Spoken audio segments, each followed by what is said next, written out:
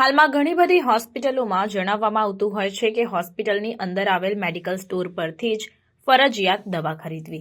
ત્યારે આ બાબતે ખોરાક અને ઔષધ નિયમન તંત્ર ગાંધીનગરના કમિશનર ડોક્ટર એચ.જી. કોશિયાએ સ્પષ્ટતા કરતા જણાવ્યું કે હોસ્પિટલની અંદર આવેલ મેડિકલ સ્ટોર પરથી દવા ખરીદવી ફરજિયાત નથી। આ સાથે જ રાજ્યના નાગરિકોને જીવન જરૂરી દવાઓ શુદ્ધ અને ગુણવત્તાયુક્ત અને યોગ્ય ભાવે મળી રહે તે માટે રાજ્ય સરકાર સતત કટિબદ્ધ છે।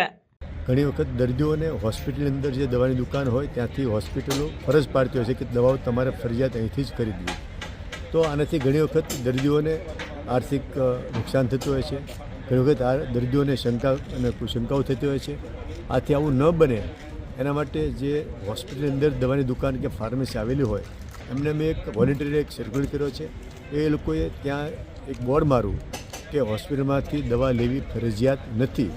દર્દીને અનુકૂળ હોય એવી જગ્યાએથી કે એમના ઓળખીતાના પાસેથી અથવા તેમનું જ્યાં ડાયરેક્ટ દર વખતે દવાઓ ખરીદતા હોય દવાની દુકાનમાંથી કે જેનેરિક દવાઓ ખરીદવાનો એક એમને ચાન્સ મળે એના માટે એક આ નિર્ણય લીધો છે, જેનાથી રાજ્યના નાગરિકોને જે ફરજ પાડવામાં આવતી હતી કે દવાઓ અમુક હોસ્પિટલોમાં સ્ટોરમાંથી જ લેવી, તો એનાથી ઘણી વખત એ બ્રાન્ડેડ દવા હોય, એમઆરપી ખૂબ ઊંચી હોય તો કોઈ વાર એને આર્થિક નુકસાન પણ થતું હોય।